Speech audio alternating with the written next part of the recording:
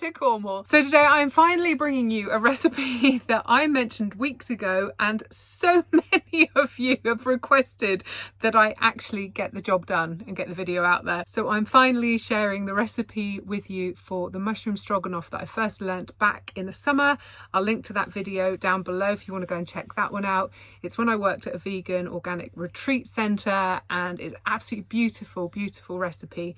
I've adapted it a little bit to suit my diet, but I've also adapted it again to make in a little camper van so that you're not burning through your gas. So it's going to cook a little bit quicker than the version that I've already published over on the blog. I'll link to that below, so if you want the actual exact measurements, just pop on over to the blog. It's all written down there. You can go and grab the recipe from there. Also, it's worth noting that the original recipe made at Embercombe is roasted in the oven. I personally prefer this recipe cooked in the oven. I think it gives more flavour to the mushrooms and to the onions when you roast them, like for an hour or so slowly first.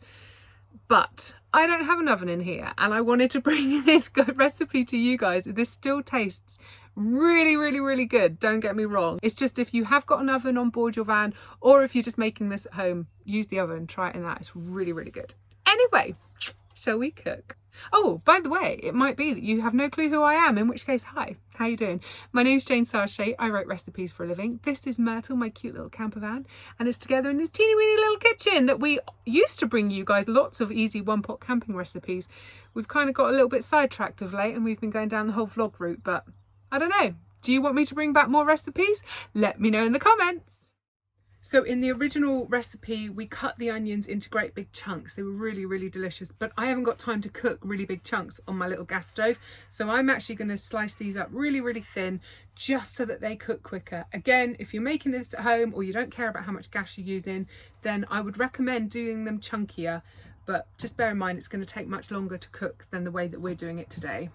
You don't realise how wobbly your camper van table is until you try and do something like this on it, and it's wobbling all over the shop.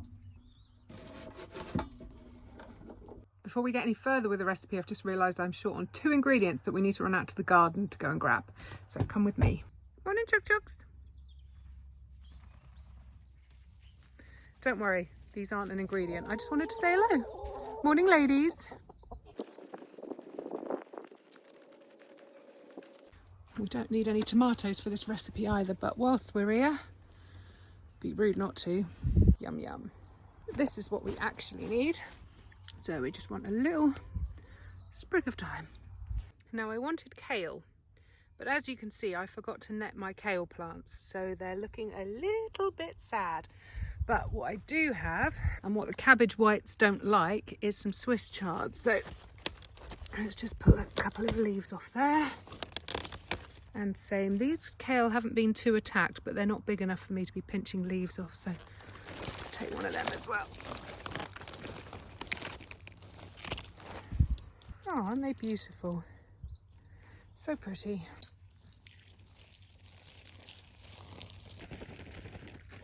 And then these are my little baby button chestnut mushrooms. You can use any mushroom at all you like. I personally prefer chestnut mushrooms because they look and taste really meaty. Not that that's a deal breaker. This is a vegan recipe. It doesn't matter if they taste meaty or not.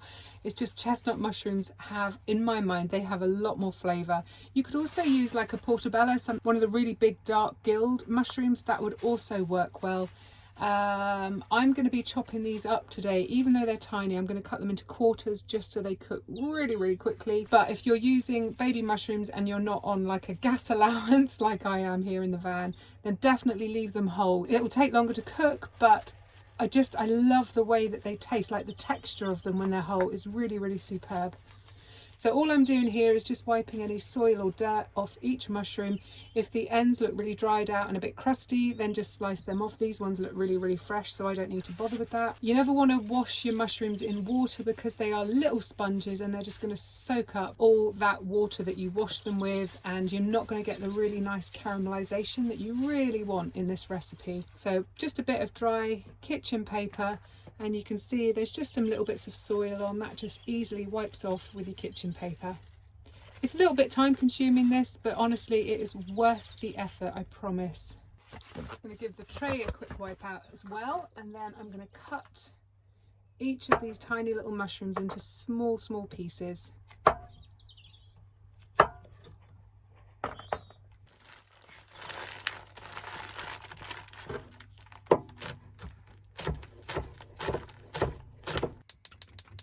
Okay, get your pan on nice and low and pop in your cooking fat, and then get your onion in. I think I'm only going to use half of this onion because it was a monster.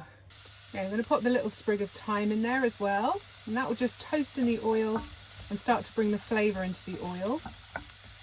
Alrighty, in go the mushrooms. Again, give them a good toss around in the oil. Gosh, this fan is smelling so good already. Okay, now at this point, I'm just going to pop the lid on and just let them cook in their own steam for about 5 minutes, just so they start to soften. Feel free to stir them every now and then, make sure they're not burning, make sure they're not catching on the bottom of the pan. But having that lid on is really going to help save your gas, because all that steam is going to collect in there and help to cook the vegetables too. So set a timer on your phone for 5, and I'll see you in a mo. The other good thing about using a lid is it's collecting all that moisture from the steam, and that is actually going to all just pour it back in there and help keep the dish nice and moist and juicy.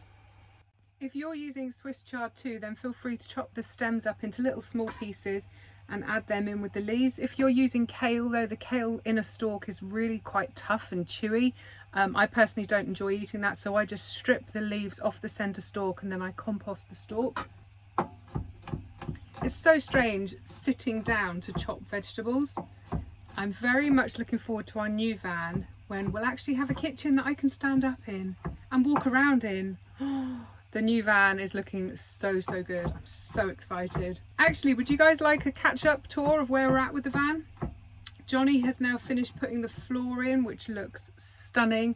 And last night was the first proper conversation we've had about the layout, about where all the units and the bed and everything is going to go. Luckily we're on the same wavelength. We kind of both have the same ideas of what we want from the van, which is lucky. I can't quite imagine having to do that process with someone that has completely different ideas to you.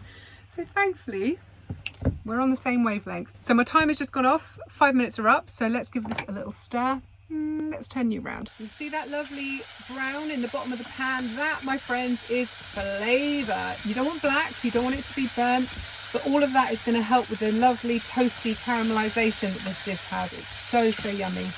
And then in with my garlic. If you don't like garlic, leave it out. I won't judge, I promise. Well, maybe just a little bit. I have a small can of coconut milk here, or coconut cream. This is just 160 ml. Now already that has gone syrupy and creamy and delicious looking. Also going to add some seaweed flakes. These are by the Cornish Seaweed Company and they're organic mixed seaweed flakes. I'll pop a link down to their website down below. No clue if they ship internationally. If not, I guess you can get something like this overseas. Obviously these are best because they're from Cornwall. It goes without saying. So they're just really little flakes of different seaweeds. So a couple of teaspoons of that in there. So this is a mix of sea spaghetti, kelp and dulse.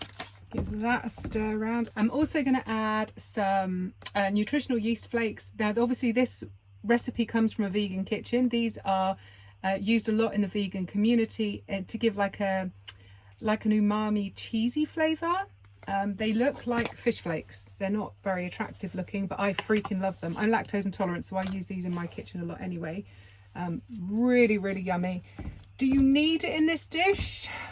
I mean, if you can't get hold of them or you don't have any, then I think the dish would still be delicious without them, but if you can get hold of them, I would recommend it.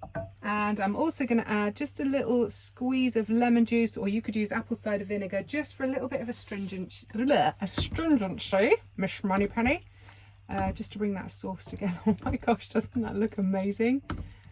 Obviously, it goes without saying, we need some Cornish sea salt in there. So a little pinch of that and a little grind of black pepper.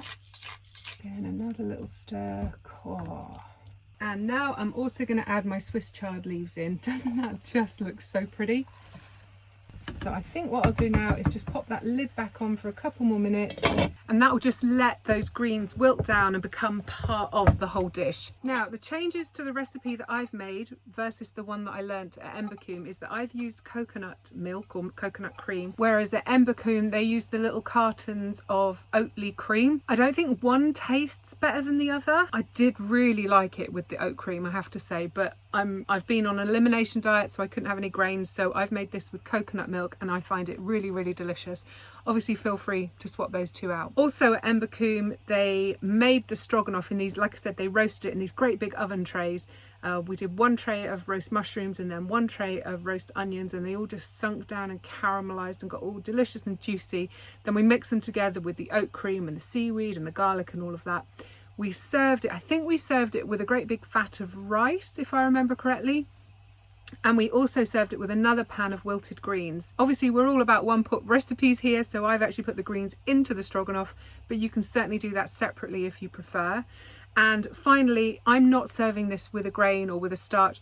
I just eat this as it is. So that for me is one big portion that makes my tummy very, very happy. Obviously, feel free to serve it. Traditionally, it would be served with rice, or you could just serve it with some nice crusty bread or some mashed potato or some noodles. That would be good. Noodles or spaghetti.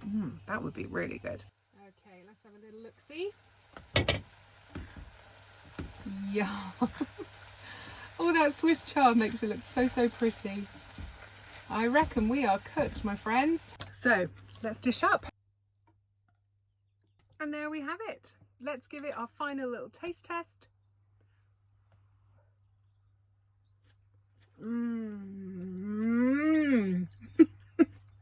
Oh my gosh. It's rich, it's creamy, but it's got that freshness from the greenery as well. It's really good.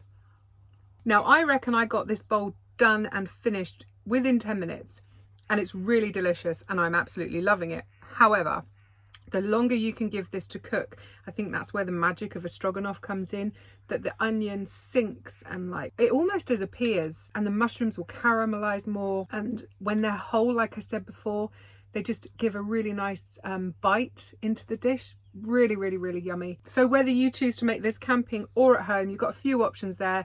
From the really, really quick to the really, really slowed. Both are delicious.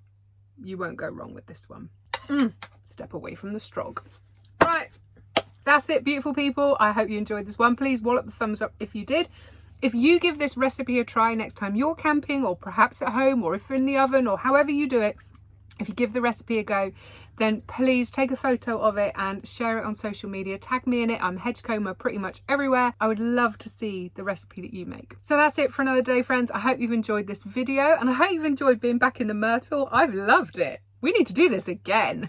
And if you didn't know, I've got a couple of ebooks available for sale. They're really, really cheap, and there's a bunch of easy one-pot camping recipes in there that will just up your whole camping experience. So until next Friday, please stay safe, keep smiling, and I'll catch you on the flip side. Over and out.